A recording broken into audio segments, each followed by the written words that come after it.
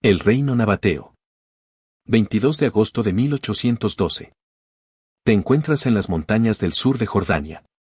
Frente a ti avanza un explorador suizo de apenas 27 años llamado Johann Ludwig Burckhardt. No viaja como europeo. Se hace pasar por peregrino musulmán y adopta el nombre de Sikh Ibrahim Ibn Abdallah. Su dominio del árabe es lo bastante convincente como para engañar a la mayoría. Aún así, notas cómo sus guías lo observan con desconfianza. Has oído los rumores junto a él, existe una ciudad en ruinas, oculta en el interior de un cañón. Un lugar tan apartado y considerado sagrado que ningún europeo ha puesto un pie allí en más de 1000 años. Para disipar sospechas, Burckhardt asegura que ha hecho un voto, sacrificar una cabra en la tumba de Aarón, un sitio de peregrinación situado en lo profundo del desfiladero.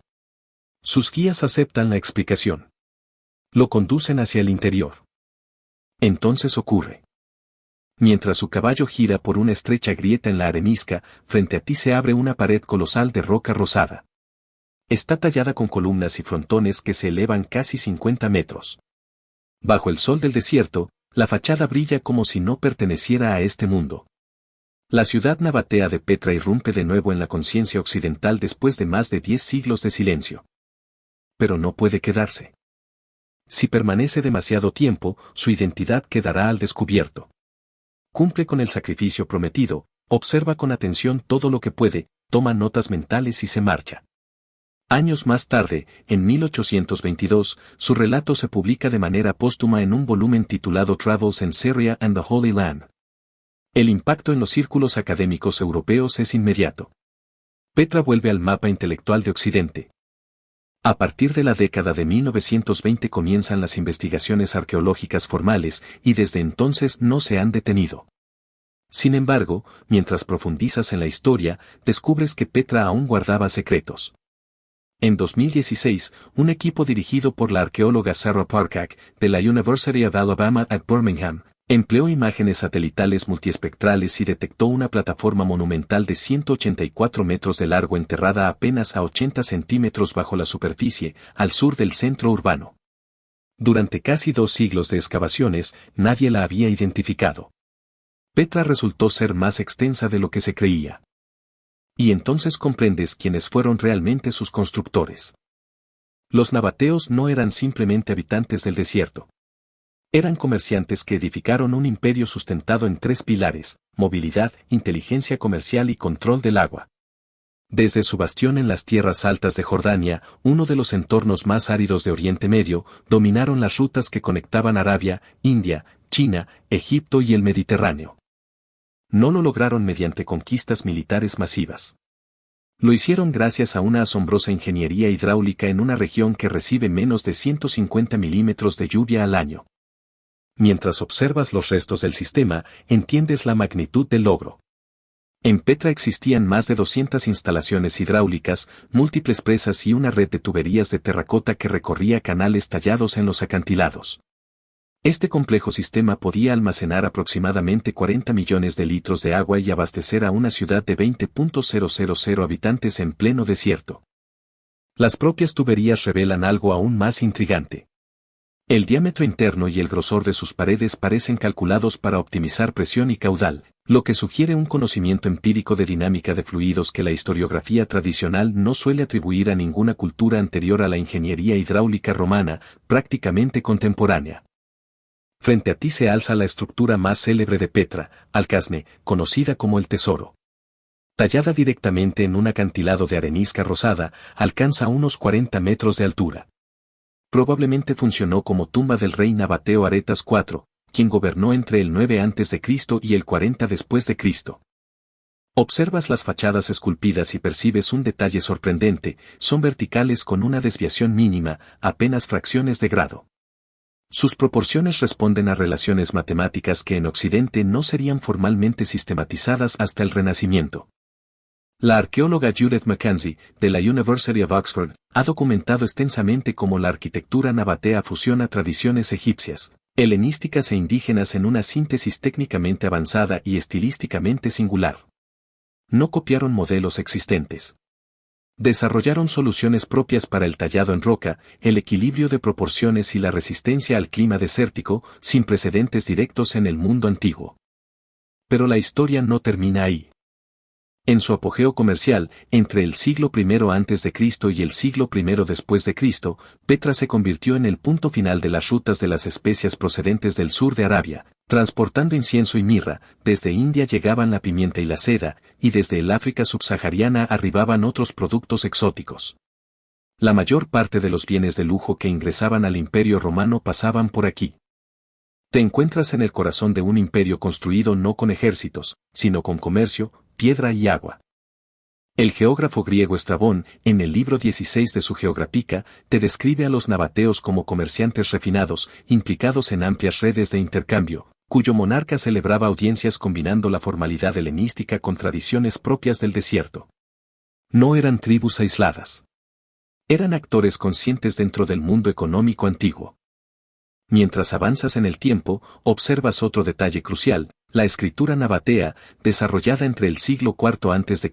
y el siglo IV después de Cristo, es el antecesor directo y documentado del alfabeto árabe moderno.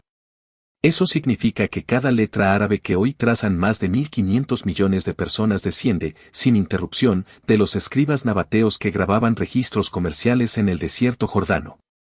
Pero la historia política del reino cambia de rumbo. En el año 106 después de Cristo, el emperador romano Trajano anexa formalmente el territorio y lo convierte en la provincia de Arabia Petraea. El reino deja de existir como entidad independiente. Sin embargo, frente a ti resulta evidente que su cultura no desaparece de inmediato. Su escritura continúa evolucionando. Sus redes comerciales siguen activas. No fueron borrados, fueron absorbidos. La arqueología convencional presenta a los nabateos como un ejemplo paradigmático de adaptación exitosa, un pueblo que transformó su movilidad nómada en infraestructura comercial estable, levantando un sistema político basado en el control estratégico de rutas de intercambio. Su ingeniería hidráulica se interpreta como una respuesta racional a la aridez extrema, perfeccionada durante generaciones por una sociedad altamente competente. Y cuando Petra pierde protagonismo tras la anexión romana, la explicación habitual apunta al desplazamiento de las rutas comerciales hacia el Mar Rojo bajo administración romana. Petra queda económicamente marginada. Gradualmente, es abandonada. Sin embargo, mientras examinas los restos de su sistema hidráulico, surgen dudas más profundas. Las tuberías de terracota no sugieren solo experiencia práctica con el agua.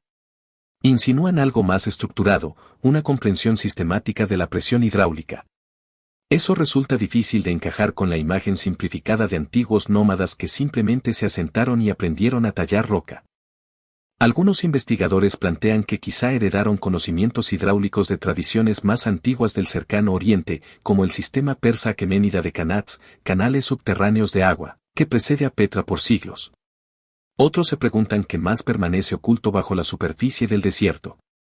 El descubrimiento satelital de 2016, esa plataforma de 184 metros que pasó inadvertida durante 2 siglos de excavaciones a ras de suelo, sugiere que la respuesta podría ser sencilla: todavía hay más. Mientras intentas comprender su mundo interior, te enfrentas a otra ausencia.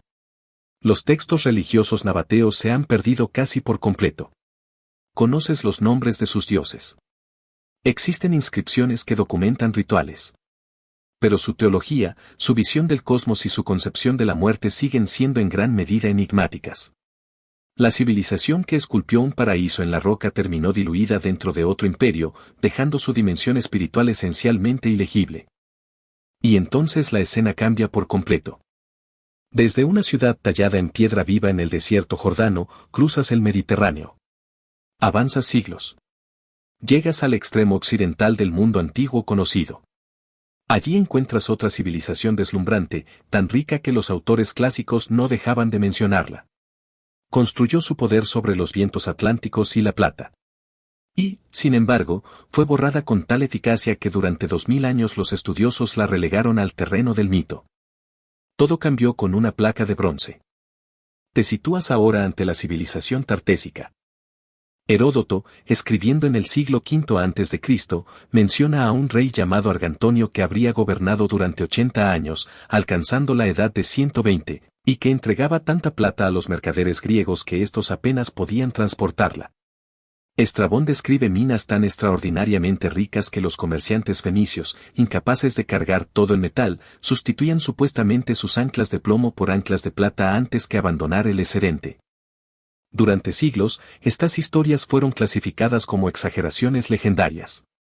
Pero en 1876, un agricultor portugués llevó a casa una pieza de bronce cubierta de signos que nadie sabía leer. El hallazgo de la primera estela tartésica inscrita, en la región del Alentejo, abrió una grieta en el muro de silencio que rodeaba a esta cultura. La pieza terminó en lo que hoy es el Museo Nacional de Arqueología de Lisboa, donde durante décadas fue catalogada erróneamente como fenicia o ibérica.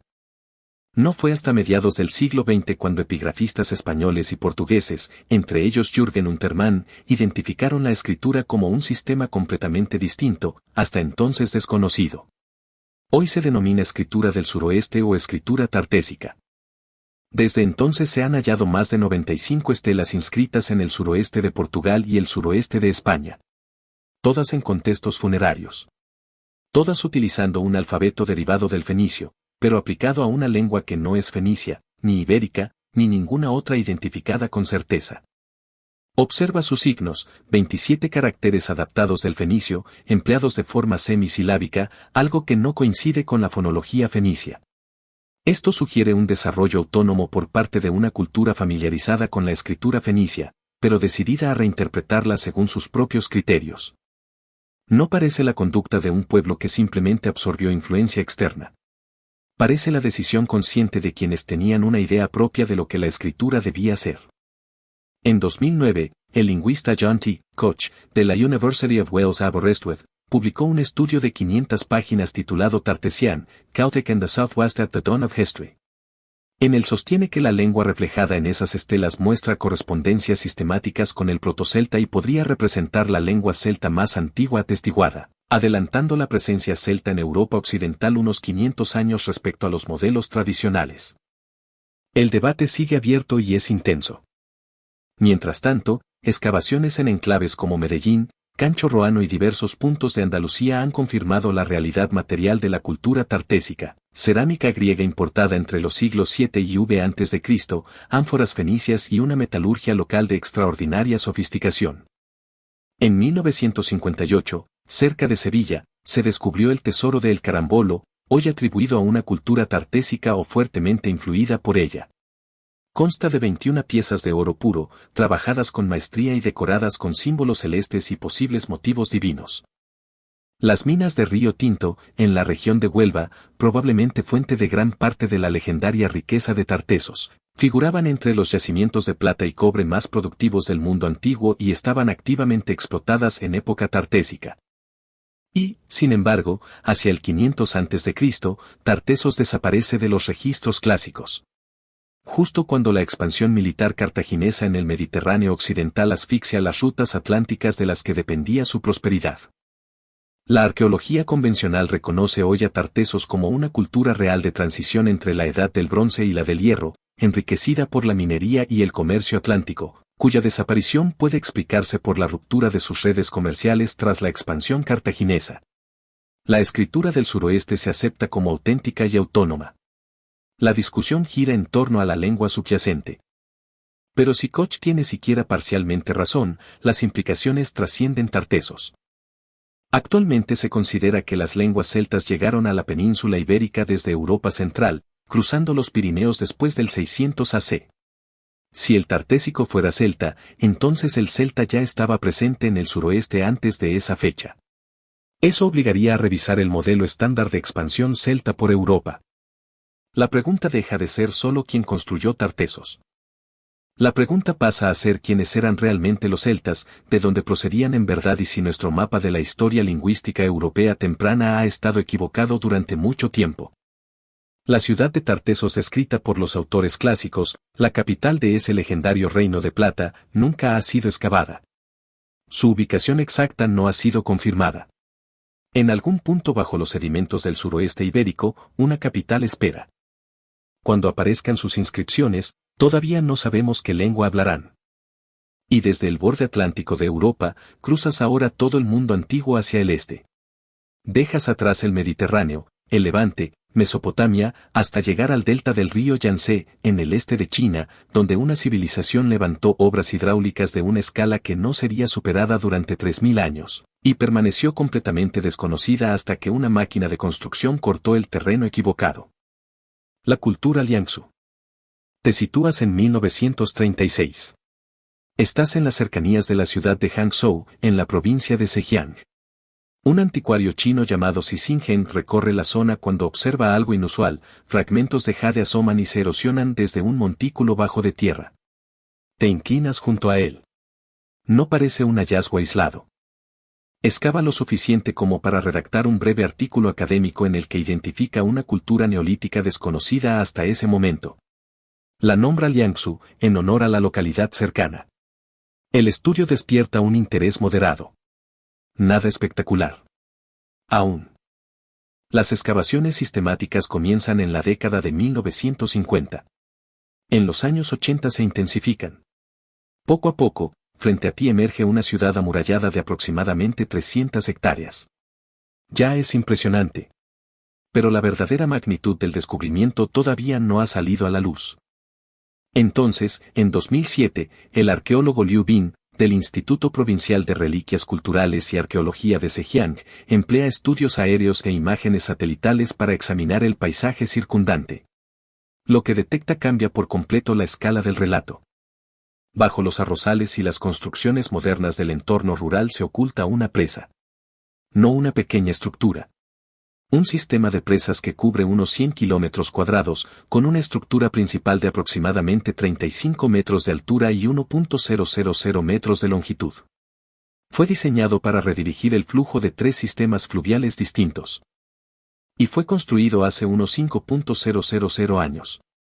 Una civilización desconocida hasta que una pieza de jade apareció en un campo estaba detrás de una de las infraestructuras hidráulicas más antiguas identificadas. En 2017, un estudio publicado en Proceedings of the National Academy of Sciences por Jiao Tianlong y su equipo utilizó dataciones por radiocarbono, análisis de sedimentos y estudios arqueológicos exhaustivos para confirmar que el sistema de presas de Liangzhu data aproximadamente de entre el 3.100 y el 2.800 AC. Se considera la infraestructura de gestión hídrica a gran escala más antigua documentada hasta ahora, en competencia directa con los primeros sistemas de irrigación mesopotámicos. Mientras observas los cálculos arqueológicos, comprendes la magnitud del esfuerzo. El complejo principal implicó mover cantidades de tierra y piedra que aún se están evaluando con precisión. Solo la plataforma elevada central de la ciudad, la plataforma Mojiaosan, requirió el desplazamiento de alrededor de 2,6 millones de metros cúbicos de tierra. Una cifra comparable a aproximadamente 2/3 del volumen de la Gran Pirámide de Giza. Pero la ingeniería no es el único elemento que te sorprende. Los talleres de jade identificados por el equipo de Liu Bin procesaban materia prima transportada desde fuentes situadas hasta a 100 kilómetros de distancia. La producción parece haber sido casi industrial. Entre las formas más características de Liangzhu destacan el con, un tubo cuadrado por fuera y circular por dentro, y el bi, un disco plano perforado en el centro. Estos objetos no permanecieron en su lugar de origen. Aparecen en yacimientos que se extienden desde la cuenca del río Amarillo hasta Vietnam, en un rango de más de 2.000 kilómetros. Esa dispersión sugiere redes de intercambio a larga distancia o la difusión de una ideología compartida a través del contacto cultural en una vasta región. Mientras sostienes mentalmente un con, percibes su simbolismo, el cuadrado representando la tierra, el círculo el cielo. Esta geometría cosmológica reaparece en la arquitectura tradicional china y en textos filosóficos durante los siguientes 3 milenios. Lo que implica que la influencia intelectual de Liangzhu podría estar mucho más profundamente integrada en la civilización china de lo que su relativa oscuridad arqueológica sugiere. Las tumbas de la élite de Liangzhu se distinguen no por bronce ni por oro, sino por jade. Las sepulturas de mayor rango contienen cientos de piezas. Las no elitistas, ninguna. Frente a ti se dibuja una jerarquía social estructurada deliberadamente en torno al jade como marcador supremo de poder y estatus cosmológico. Y luego, de forma abrupta, todo termina. Hacia el 2.300 AC, la civilización colapsa. Los núcleos de sedimento extraídos del delta del Yangtze revelan un horizonte claro de inundación que data aproximadamente de este periodo, Lo que sugiere que un evento catastrófico pudo haber sobrepasado incluso el sofisticado sistema de presas que Liangzhu había perfeccionado durante siglos. Algunos investigadores vinculan esta gran inundación con las narraciones legendarias asociadas al mítico emperador Yao, planteando la posibilidad de que la destrucción de Liangzhu quedara codificada en las capas más antiguas de la memoria cultural china bajo la forma de mito fundacional. La arqueología convencional clasifica a Liangzhu como una jefatura compleja o una sociedad en transición hacia el estado temprano, uno de varios focos paralelos de complejidad social en la China neolítica que contribuirían más tarde a las civilizaciones de la Edad del Bronce, como las dinastías Shang y Zhou. El sistema de presas se interpreta como evidencia de una autoridad política central capaz de movilizar trabajo coordinado a gran escala. La ideología del jade se entiende como un sistema ritual difundido mediante contacto cultural. Pero cuando examinas la precisión de las estructuras hidráulicas, surge otra cuestión. Gestionar cuencas hidrográficas, cargas de sedimento y patrones estacionales de inundación en 3 sistemas fluviales simultáneamente no parece el resultado de una improvisación. Implica conocimiento empírico acumulado. Una tradición técnica transmitida y refinada durante generaciones. Y así, desde una ciudad enterrada bajo arrozales en el delta del Yangtze, te quedas frente a una pregunta más amplia: ¿cuántas civilizaciones capaces de logros extraordinarios permanecen aún invisibles, ocultas bajo capas de tierra, esperando que alguien corte el terreno equivocado? Esa tradición no muestra antecesores arqueológicos visibles en el delta del Yangtze. Mientras profundizas en lo que se ha encontrado allí, algunos investigadores se preguntan si las fases más antiguas del desarrollo hidráulico de Liangzhu permanecen simplemente ocultas bajo metros de sedimentos aluviales depositados por las mismas inundaciones que aquel sistema fue diseñado para contener. Otros dirigen su atención hacia la geometría del con, preguntándose qué codifican realmente sus formas cuadradas y circulares. ¿Se trata únicamente de una cosmología simbólica o estás ante una comprensión sistemática de la medición celeste y terrestre que todavía no has aprendido a interpretar? Desde esos valles inundados del este de China, tu recorrido te lleva a cruzar primero el Pacífico y luego el Atlántico por completo. Entonces aparece otro escenario, el África subsahariana, donde un reino levantaba ciudades anteriores a muchos monumentos egipcios, enterraba a sus gobernantes bajo montículos del tamaño de estadios y producía una cerámica tan refinada que los análisis modernos aún no han logrado reproducir por completo su técnica de fabricación. La historia prácticamente los había borrado. Y un error cometido por un arqueólogo estuvo a punto de hacerlos desaparecer por segunda vez. Te encuentras ahora ante el reino de Kerma. En 1913, un arqueólogo estadounidense llamado George Rasner llega al desierto de Sudán, al sur de la tercera catarata del Nilo, trabajando para la Harvard University y el Museum of Fine Arts, Boston. Su objetivo era rastrear la influencia egipcia en Nubia, encontrar las huellas que Egipto había dejado en sus territorios del sur. Pero lo que aparece frente a ti no tiene aspecto egipcio en absoluto. Es una enorme torre de adobe, antigua y completamente desconocida. La de Fufa Occidental se eleva a 19 metros de altura, con muros que en su base alcanzan entre 4 y 11 metros de espesor y unas dimensiones aproximadas de 27 por 18 metros. Eso la convierte en la estructura de ladrillo de barro más grande del África subsahariana. Reisner fechó correctamente la construcción entre 2500 y 1500 a.C. Sin embargo, después publicó la conclusión equivocada. No pudo aceptar que aquella sofisticación hubiera surgido allí por sí sola. Así que atribuyó la complejidad de Kerma a una influencia colonial egipcia, como si una civilización así no pudiera haber nacido de sus propias raíces antes de que Egipto interviniera en la región. Pero la historia no termina ahí. Se necesitaron 6 décadas y otro arqueólogo para corregir aquella interpretación. En 1977, Charles Banner, de la University of Geneva, comenzó nuevas excavaciones en Kerma y dedicó los siguientes 40 años a desmontar, pieza por pieza y estructura por estructura, la visión de Reisner. En 2003, el equipo de Bonnet realizó el hallazgo que terminó de cerrar el debate, un depósito ritual que contenía 7 estatuas de granito negro pertenecientes a reyes de la época cusita, uno de los descubrimientos arqueológicos africanos más importantes del siglo XXI. Aquellas esculturas confirmaban más allá de cualquier duda razonable que el Valle del Nilo al sur de Egipto había desarrollado su propia tradición independiente de arte monumental, complejidad política e ideología real. Durante su apogeo, en el período clásico de Kerma entre aproximadamente 1750 y 1500 a.C., El reino construyó túmulos funerarios reales con diámetros que iban desde 30 hasta 90 metros.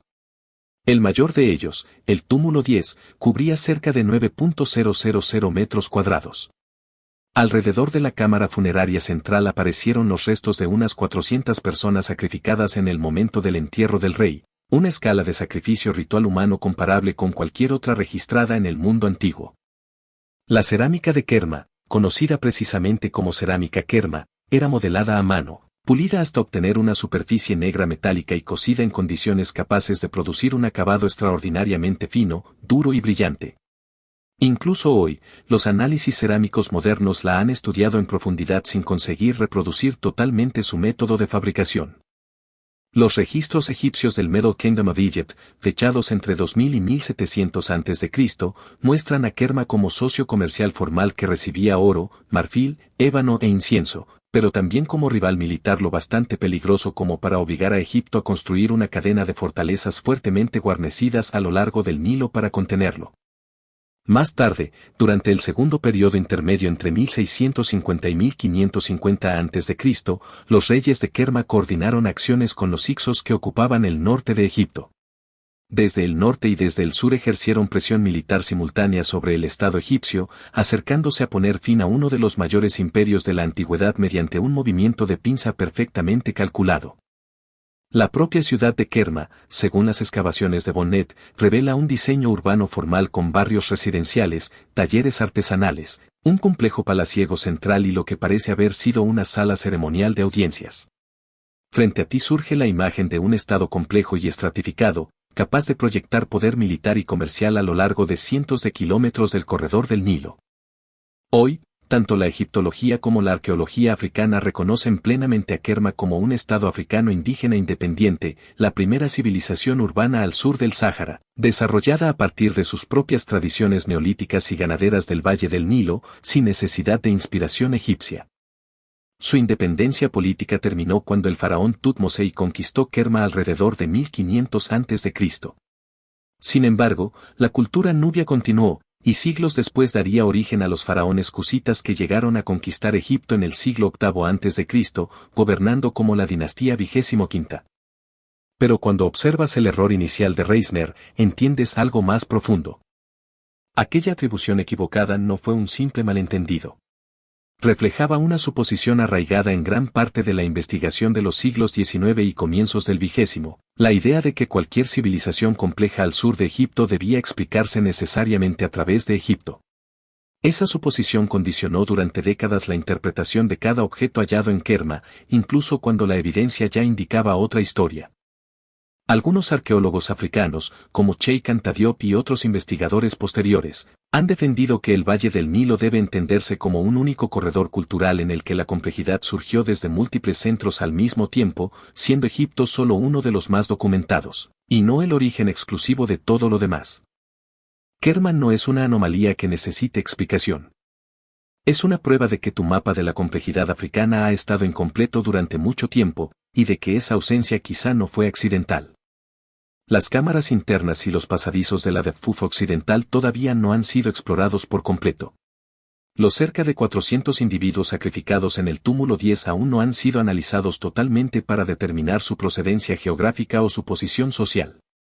Y la pregunta de cuántos otros sitios del valle sudanés del Nilo siguen esperando ser descubiertos, identificados correctamente y liberados de la vieja idea de que la complejidad en esta parte del mundo tuvo que venir de otro lugar, sigue abierta de una manera tan real como urgente.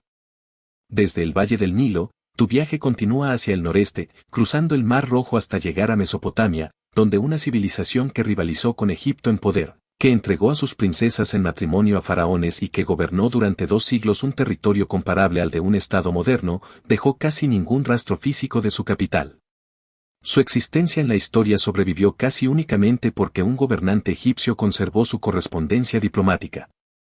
Frente a ti aparece ahora el reino de Mitanni. La interpretación académica más aceptada sostiene que la élite gobernante de Mitanni estaba formada por hablantes indoarios que habrían llegado al norte de Mesopotamia desde la estepa euroasiática durante los siglos XVII o XVI a.C., como parte de la gran dispersión indoeuropea que llevó grupos lingüísticos emparentados hacia India, Irán y Grecia. Desde esa perspectiva, el vocabulario relacionado con el sánscrito y la presencia de divinidades védicas se entienden como restos culturales conservados de aquella migración, preservados sobre todo en los ámbitos de prestigio vinculados a la guerra en carros y al entrenamiento de caballos. Mientras tanto, la mayoría de la población hurrita habría mantenido su propia lengua y sus tradiciones culturales. Pero cuando observas la evidencia más reciente, aparece una grieta en esa explicación. El respaldo genético que debería confirmar una migración masiva desde la estepa hacia el norte de Mesopotamia en ese periodo no ha aparecido con claridad en los estudios de ADN antiguo realizados en la región. Además, los elementos indoarios dentro de la cultura mitanni están concentrados casi exclusivamente en la terminología ecuestre y en los juramentos sagrados. No aparecen de forma amplia en la religión cotidiana, ni en el derecho, ni en la lengua administrativa diaria. Y eso cambia la pregunta. Algunos lingüistas se preguntan si realmente estás viendo una migración de población o si, en cambio, estás frente al desplazamiento de una tradición técnica muy específica, un conjunto especializado de conocimientos sobre caballos, acompañado de su vocabulario y de sus fórmulas rituales, transmitido a través del comercio o del movimiento de entrenadores expertos, más que por un reemplazo demográfico a gran escala. Lo más inquietante es que la capital de Mitanni, Huasukani, nunca ha sido localizada ni excavada de manera definitiva. Su ubicación más probable se sitúa en el yacimiento de Tel Fekerille, en el noreste de la actual Siria, pero esa identificación sigue sin confirmarse. Eso significa que la capital de un imperio que rivalizó con Egipto podría continuar enterrada bajo el suelo sirio, mientras sus reyes sobreviven casi únicamente en cartas escritas por otros monarcas. Desde allí, tu recorrido gira hacia el oeste y cruza el Mediterráneo hasta un lugar donde una civilización cosmopolita situada en la encrucijada del mundo antiguo dejó algo todavía más inquietante que el silencio. Dejó una advertencia inconclusa. Una advertencia cosida en arcilla por el mismo incendio que destruyó la ciudad que intentaba salvar. Frente a ti aparece ahora el reino de Ugarit. Es el año 1185 a.C. La ciudad de Ugarit, un puerto comercial cosmopolita de la Edad del Bronce con unos 15.000 habitantes en la costa mediterránea de Siria, está ardiendo. En el taller de escribas del palacio, una tablilla de arcilla permanece dentro de un horno todavía sin completar su cocción. Es una carta enviada por el rey de Alasilla, casi con certeza Ciprus, advirtiendo al gobernante de Ugarit que naves enemigas han sido vistas frente a la costa. La carta nunca llegó a entregarse. La ciudad fue destruida antes de que pudiera enviarse. Eso significa que alguien llevaba a sus muertos allí desde otros lugares. Posiblemente desde distintas regiones del Golfo Pérsico para enterrarlos en una isla considerada tan sagrada que su suelo podía santificar a quienes morían. La arqueología convencional describe a Dilmun como una civilización intermediaria de la Edad del Bronce, una sociedad enriquecida por facilitar el comercio entre Mesopotamia y el Valle del Indo. La densidad funeraria se interpreta como consecuencia de su función como isla cementerio regional, un lugar sagrado que atraía a los muertos de territorios cercanos. Su desaparición del registro histórico después de aproximadamente 1700 a.C. suele explicarse por el colapso de las redes comerciales del Valle del Indo, que habría destruido la principal razón económica de su existencia.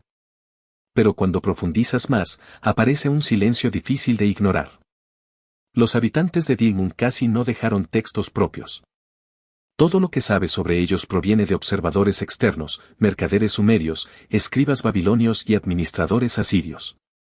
La civilización que levantó decenas de miles de tumbas en una isla situada en el centro del comercio del mundo antiguo aparentemente no escribió su propia historia, o la escribió en materiales que no sobrevivieron, o en una forma que todavía no sabes reconocer. Una tablilla encontrada en el yacimiento contiene la contabilidad de un comerciante de Dilmun escrita en sumerio, no en una lengua local, porque aún no sabes con certeza qué idioma hablaban realmente los dilmunitas. Y eso deja una imagen inquietante. Un pueblo situado en el centro de un mundo que todos describían por escrito, pero cuya vida interior permanece casi completamente muda.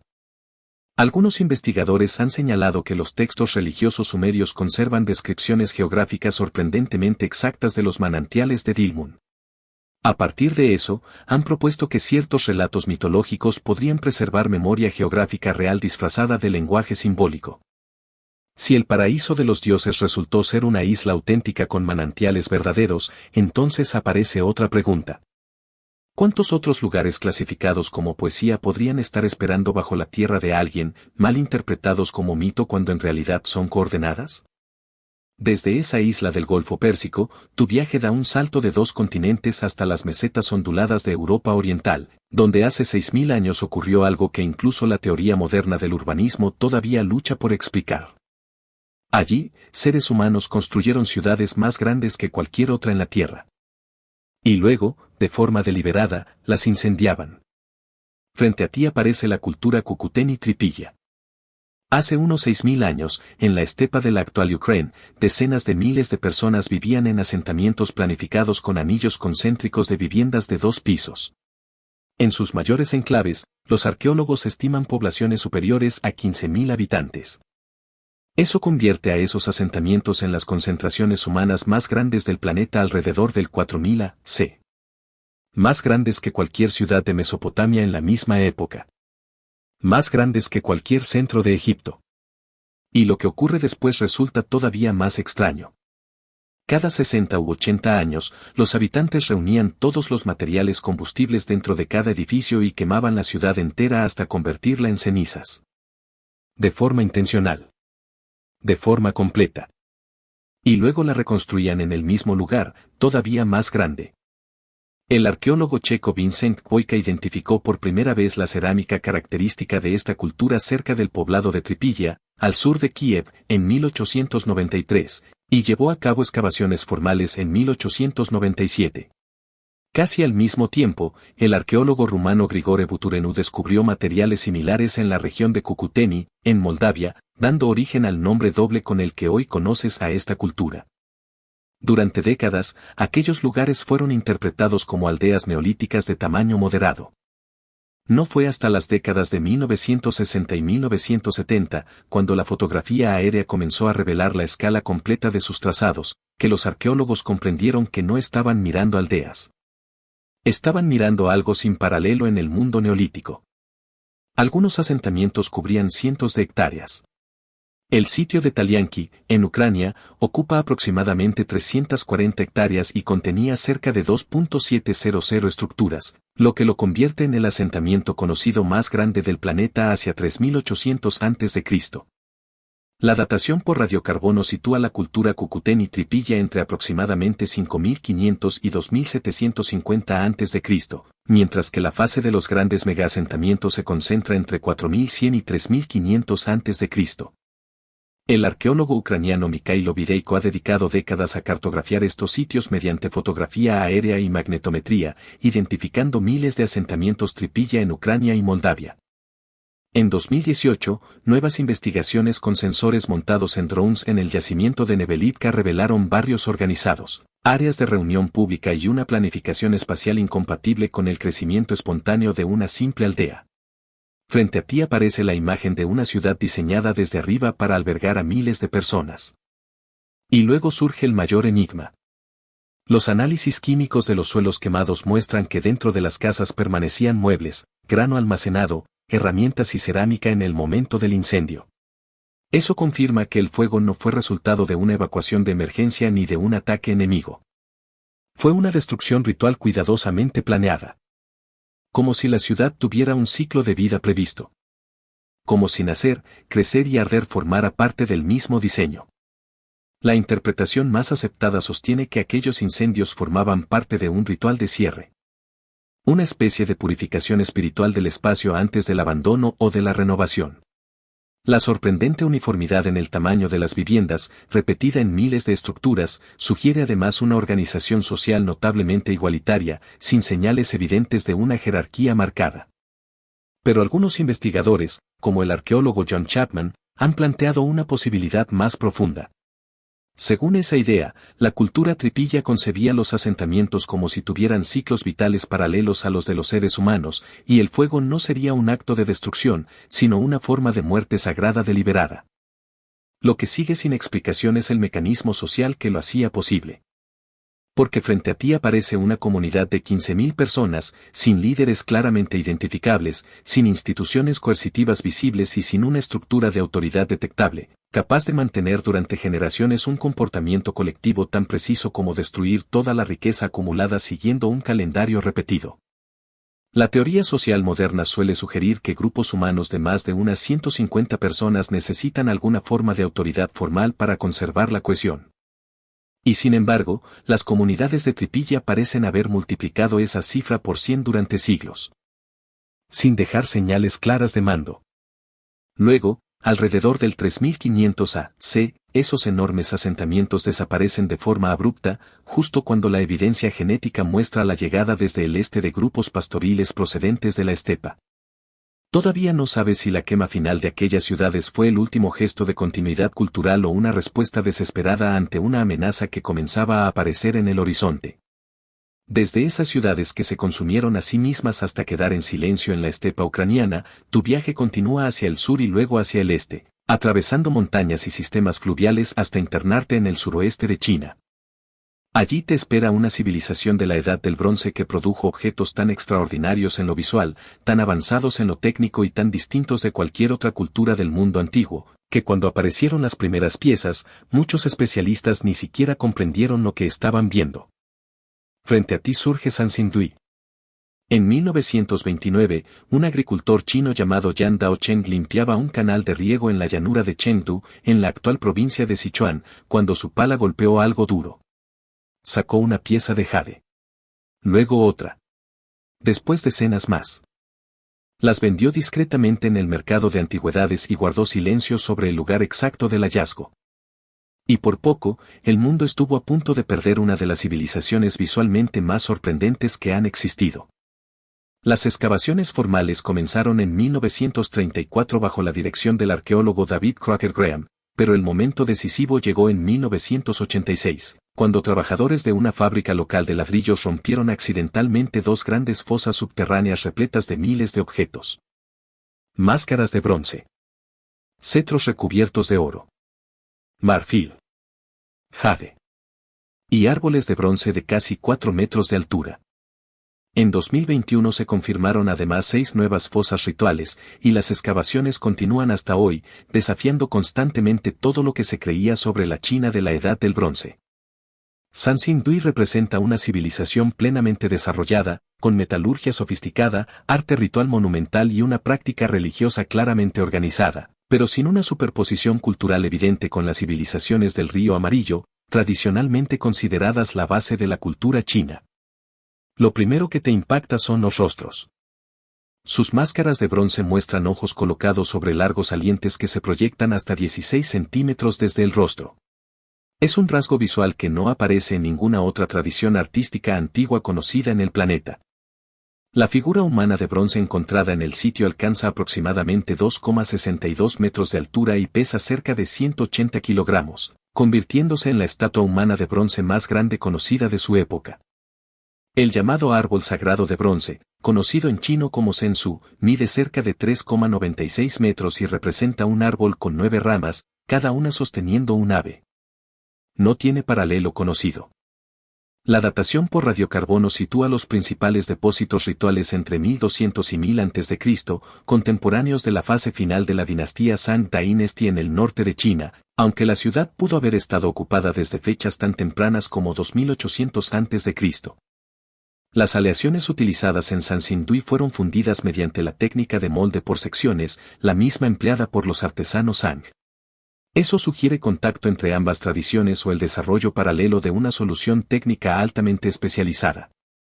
Pero la iconografía es completamente distinta. Y ahí es donde vuelve el misterio. Un análisis de las aleaciones de bronce publicado en 2021 indicó proporciones de estaño y plomo procedentes de múltiples regiones distantes, insinuando la existencia de una red de intercambio de materias primas cuyo alcance todavía no ha sido reconstruido completamente.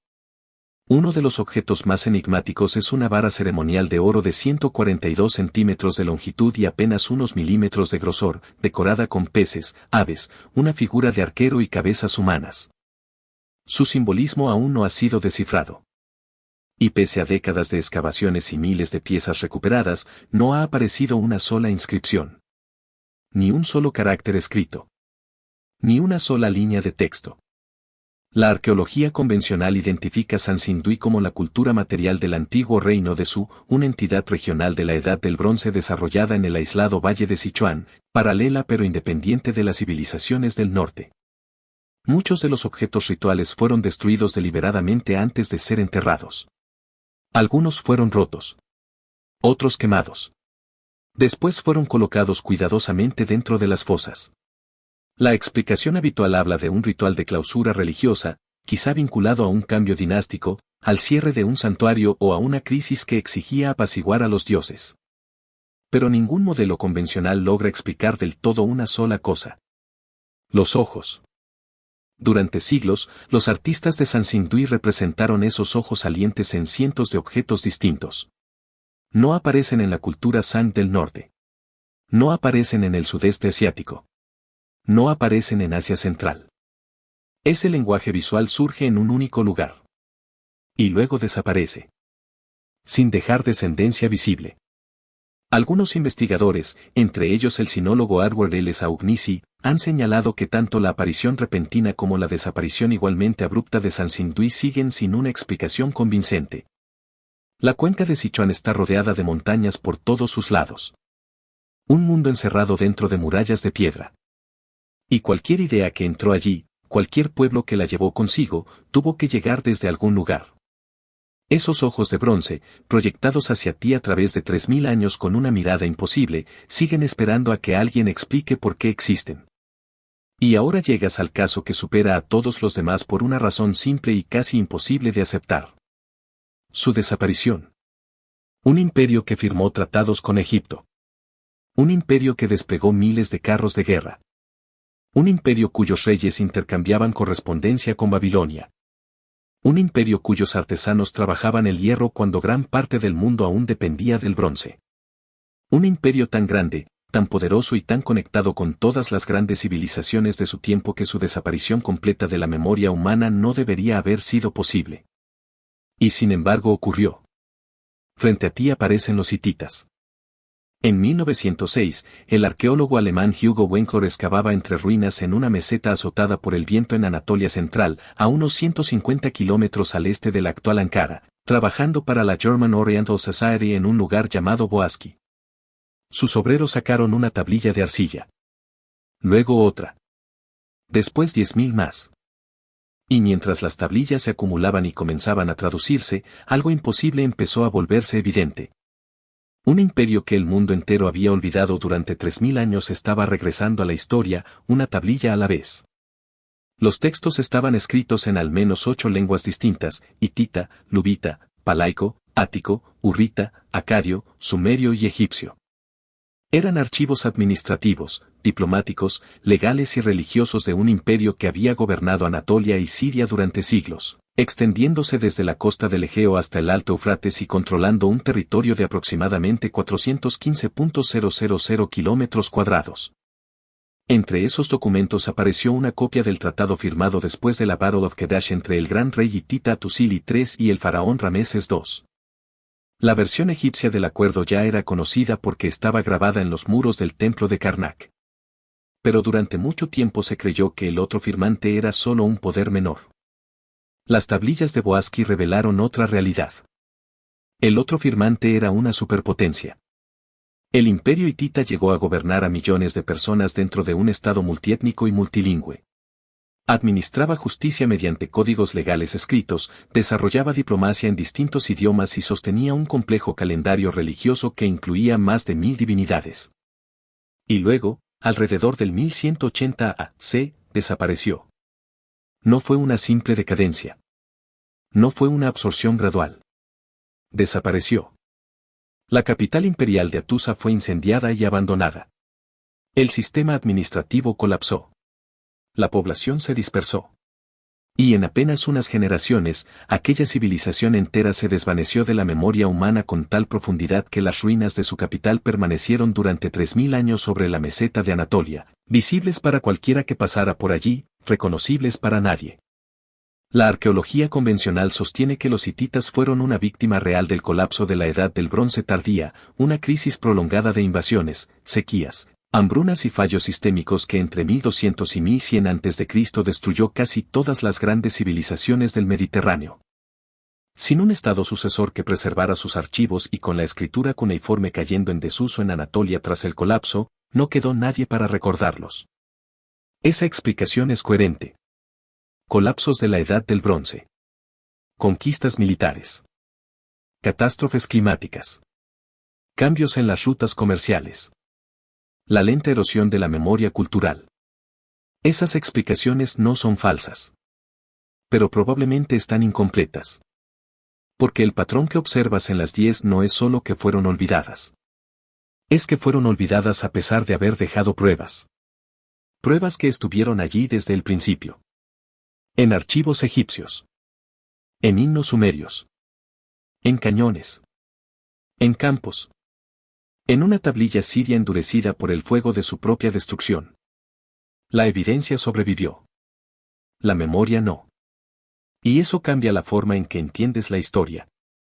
Porque la historia que has recibido no es un registro completo de lo que ocurrió. Es un registro de lo que fue escrito, conservado por continuidad política, traducido por estudiosos con recursos, y confirmado por excavaciones que dependieron de permisos, dinero y de que alguien decidiera que cierto montículo en cierto país merecía ser excavado. Todo lo demás sigue esperando. Espera bajo la tierra que nadie ha removido. Espera en archivos que nadie ha traducido. Espera en lenguas que puedes leer pero todavía no comprender. Espera en escrituras que puedes mirar pero aún no descifrar.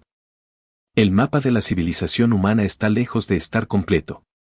Y lo más llamativo es que muchos de los descubrimientos que lo cambiaron no surgieron de donde las instituciones estaban buscando. A veces fue la pala de un agricultor. A veces fue un arado. A veces fue una observación accidental. A veces fue una máquina de construcción. Si has llegado hasta aquí, es porque ya entiendes algo que muchas personas aún no ven. La ausencia de evidencia no es evidencia de ausencia. El silencio antes del descubrimiento no demuestra que algo nunca existió. Solo demuestra que todavía no hemos excavado lo suficiente. Las personas que demostraron que estas 10 civilizaciones fueron reales compartían algo en común. Algunas eran arqueólogos. Otras eran campesinos. Una incluso viajaba disfrazada. Lo que las unía no eran sus credenciales. Era su negativa a dejar de preguntar qué había debajo. Este canal existe precisamente para eso. Si te interesa descubrir lo que otros pasan por alto, suscríbete, activa la campanita y cuéntame en los comentarios. ¿Cuál de estas 10 civilizaciones es la que más te impactó? ¿Cuál de sus desapariciones sientes como la mayor pérdida?